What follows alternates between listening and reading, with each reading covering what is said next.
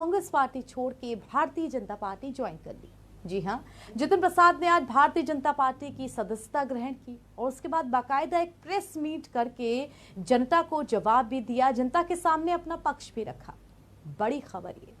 हालांकि भारतीय राजनीति में किसी भी बड़े नेता का इधर से उधर जाना, पार्टी बदलना कोई नई बात नहीं है, इसका एक लंबा इतिहास रहा है।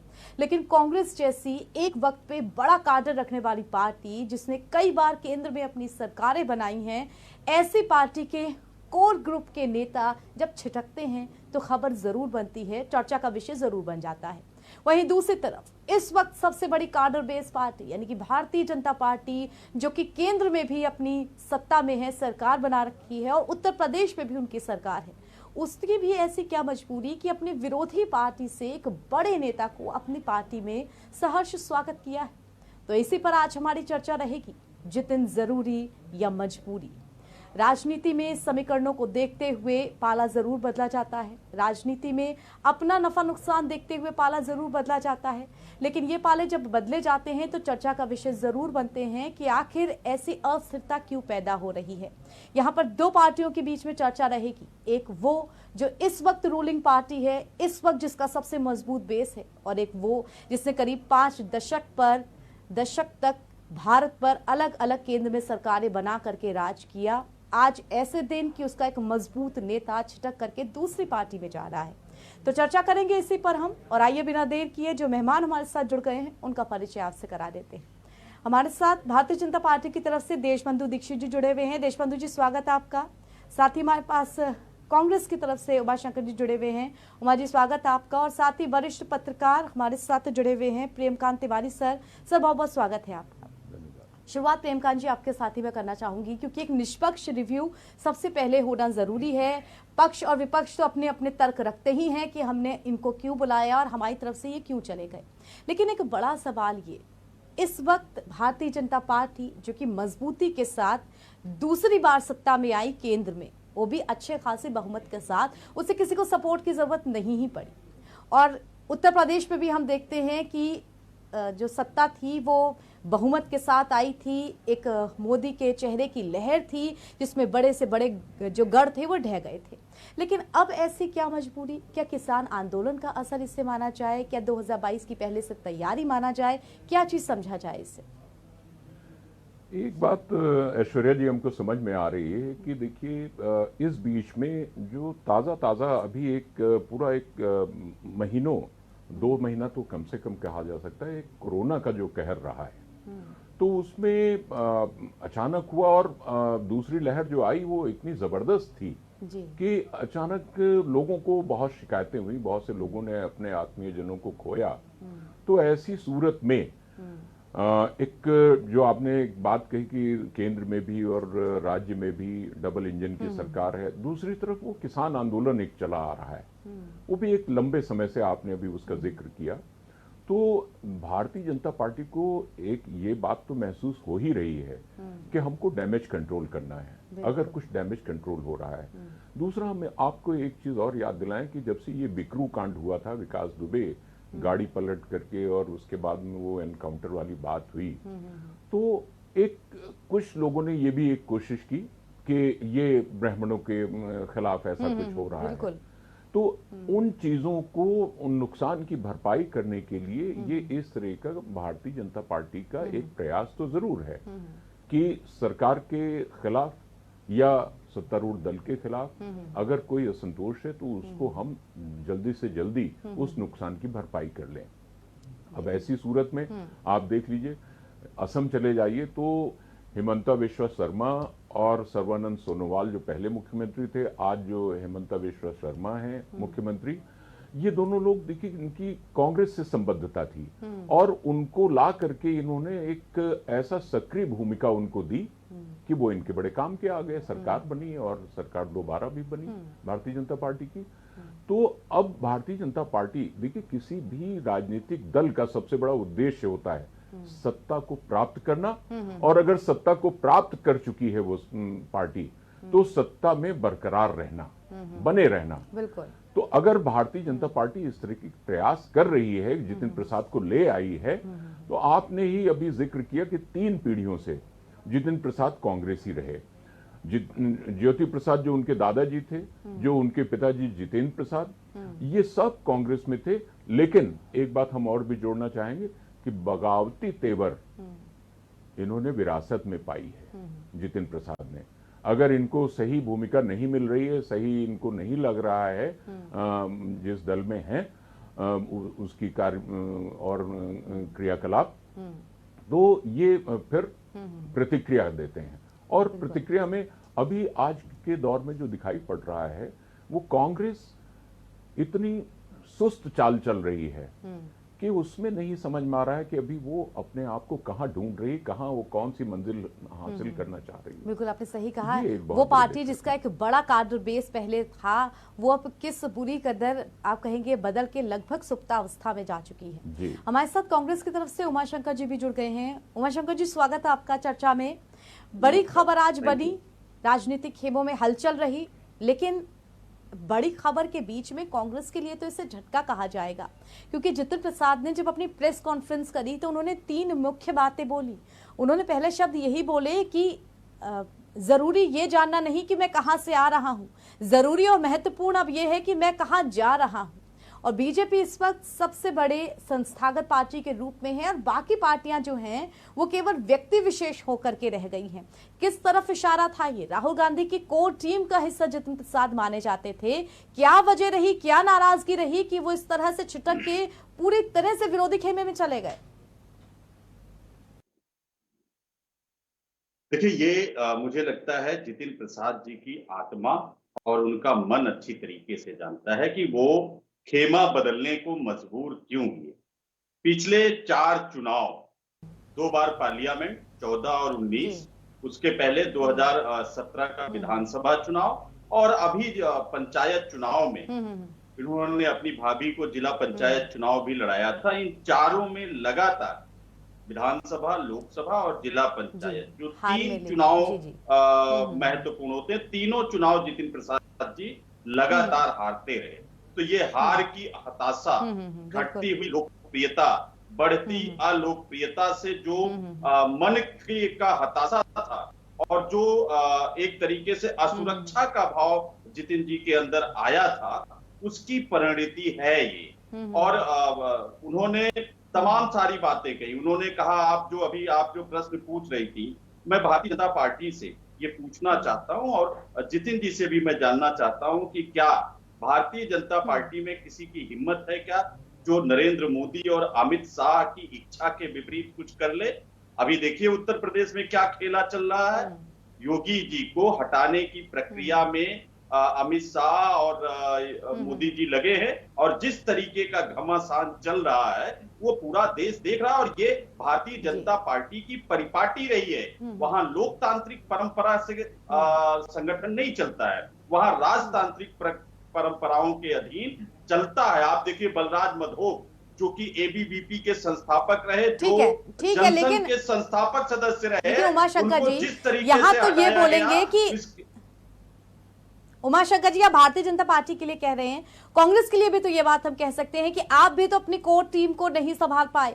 कितनी बार हमने राहुल गांधी के साथ इन 3 चेहरों को खड़ा हुआ देखा था, जिसमें ज्योतिरादित्य सिंधिया थे, जितिन प्रसाद थे, सचिन पायलट थे, सबका यंग ग्रुप था, सब एक कोर थे, एक आप ये कहेंगे मजबूत दोस्ती। उनमें से 2 छिटक चुके हैं, एक सचिन पायलट बचे हैं। कहा जाए ना कांग्रेस के लिए आप नहीं संभाल पाए अपने नजदीकियों को। नहीं ऐश्वर्या जी, आप इसको इस तरीके से मत देखिए। 2 बातें होती है, एक होता है विचारधारा जो पार्टी के काडर का होता है, जो जीवन भर उसके साथ चलता है और हर पार्टी का अपना काडर होता है, कांग्रेस का भी अपना काडर है। एक होता है अवसरवाद, सत्ता के साथ चिपके रहने की अभिलाषा।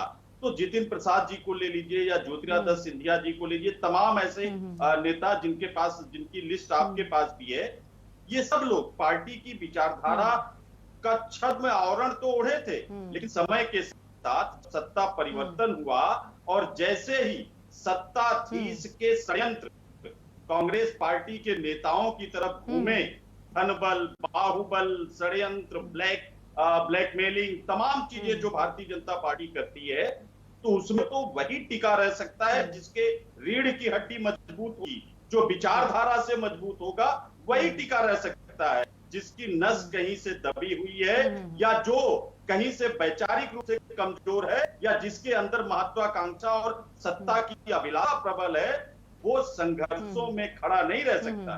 जितिन प्रसाद जी ने एक बात कही थी, उन्होंने कहा कि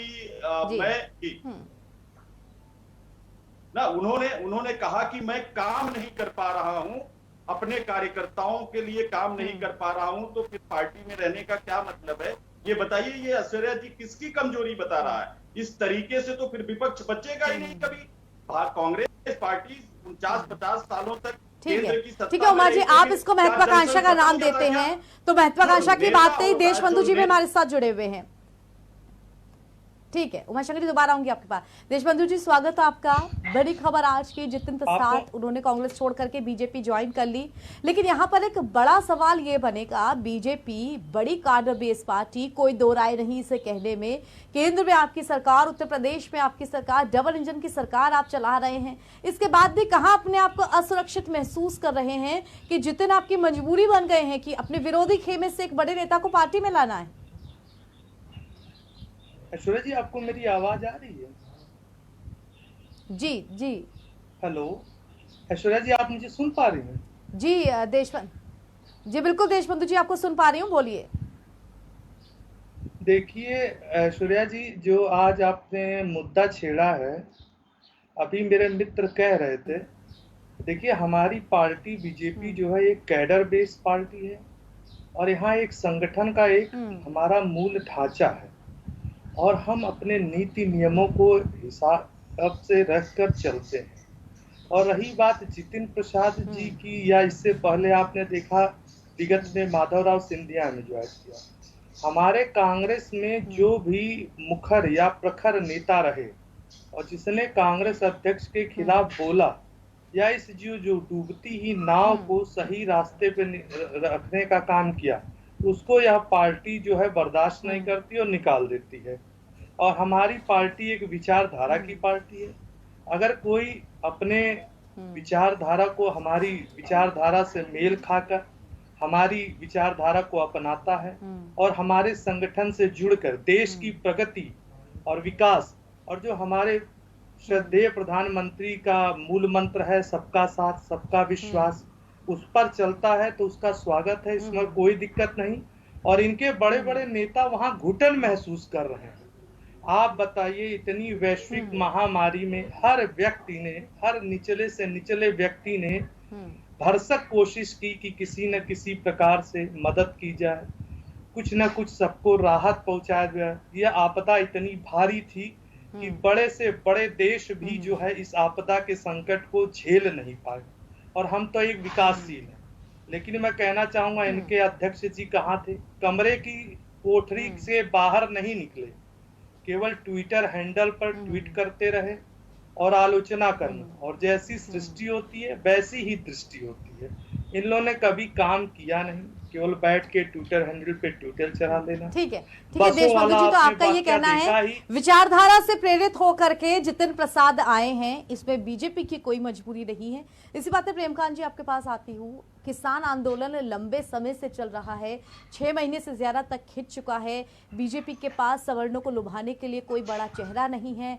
जहां किसान आंदोलन है वहां के पश्चिमी उत्तर प्रदेश के लिए हम कह सकते हैं लक्ष्मीकांत वाजपेयी जो उनका इस वक्त चेहरा है, उनकी नाराजगी साफ दिख रही है। वो लिखित में देते हैं, पार्टी की मीटिंग्स पे नहीं आते हैं। तो क्या उस चेहरे को रिप्लेस करने के लिए या बड़े ब्राह्मण चेहरे को लाने के लिए ये सबसे अच्छा रिप्लेसमेंट था, इसलिए किया गया है? ऐश्वर्या, एक बात मैं जहाँ तक समझता हूँ कि देखिए, जितिन प्रसाद इतने बड़े ब्राह्मण चेहरे नहीं हैं कि पूरे उत्तर प्रदेश में उनका इस तरह का प्रभाव हो।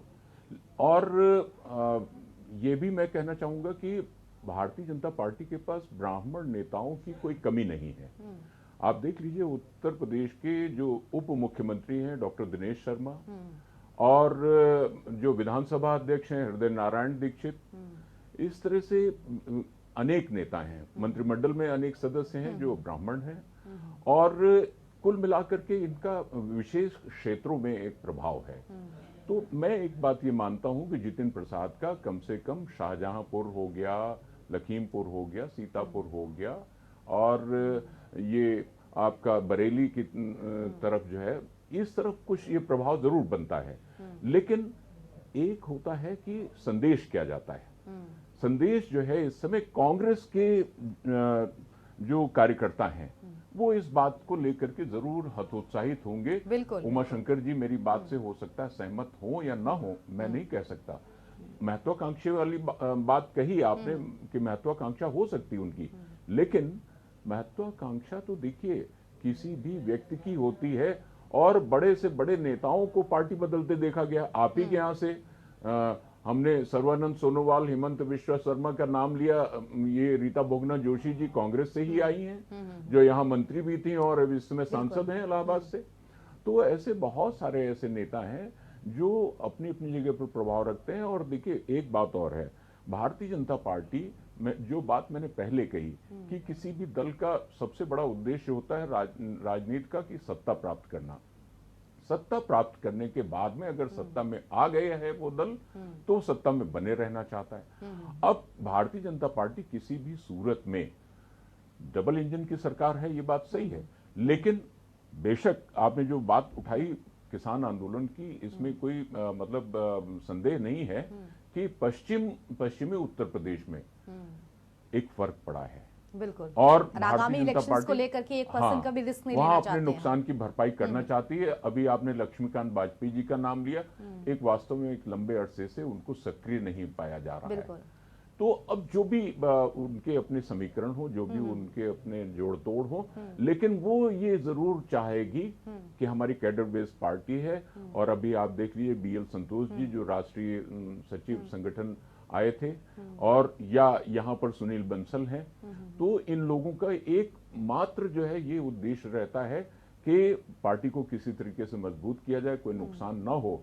और इसीलिए उन्होंने ये अपने पार्टी के कार्यकर्ताओं को संदेश दिया है, एक नसीहत दी है कि जो भी जिन लोगों का जान माल का नुकसान हुआ है कोरोना काल में, आप जाइए उनके घर में उनको मदद दीजिए, उनको आप उनकी समस्याओं को समझिए, और जिस तरह से भी संभव हो उनको आप सहायता दीजिए।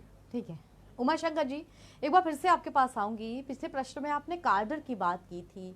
उत्तर प्रदेश में कांग्रेस का कार्डर कहाँ दिखता है, और वो उन मजबूत नेताओं के साथ जहां कुछ कार्डर दिखता भी है, वो नेता अब पार्टी बदल के दूसरी पार्टी में चले जाते हैं।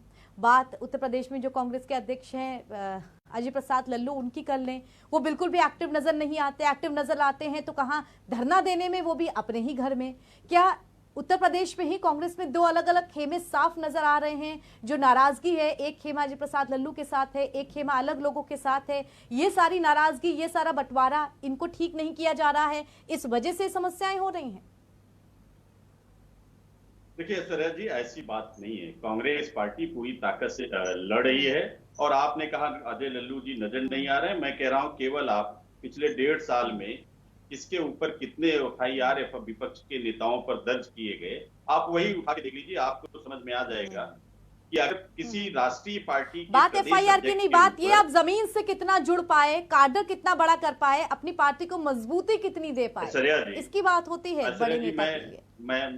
मैं वो बता रहा हूँ, करीब 55 मुकदमे अजय लल्लू जी पर दर्ज हुए, और कांग्रेस पार्टी ने न्याय पंचायत से लेकर ग्राम पंचायत तक पहली बार संगठन खड़ा करने में सफलता पाई है 30 सालों में, जो विपक्ष में हमारी भूमिका रही। और इसीलिए काल में हम लाखों में न्याय पंचायतों पर और ग्राम पंचायतों पर मेडिसिन के किट, सैनिटाइजेशन से लेके मास्क तक वितरण कर पाने में हम सफल हो पाए हैं।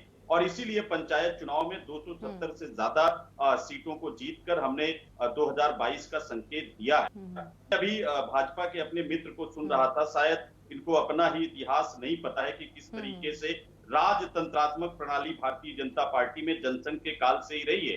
बलराज मधोक जो जनसंघ के संस्थापक सदस्यों में रहे, उनको किस तरीके से, जो जनसंघ के अध्यक्ष भी रहे, ABVP के संस्थापक भी रहे, उनको किस तरीके से लाल कृष्ण आडवाणी जब 1973 में जनसंघ के अध्यक्ष बने, तो एक झटके से अटल बिहारी वाजपेयी जी और आडवाणी जी ने षड्यंत्र करके उनको बाहर कर दिया, क्योंकि उन्होंने गोलवलकर को सही सूचना दी थी कि अटल जी और आडवाणी जी कर क्या रहे हैं। इनको पता नहीं है कि कैसे नरेंद्र मोदी ने अपने गुरु आडवाणी को बाहर किया, बिल्कुल वैसे ही जैसे आडवाणी को राजनीति में लाने वाले बलराज मधो को आडवाणी और अटल जी की जोड़ी ने किया था।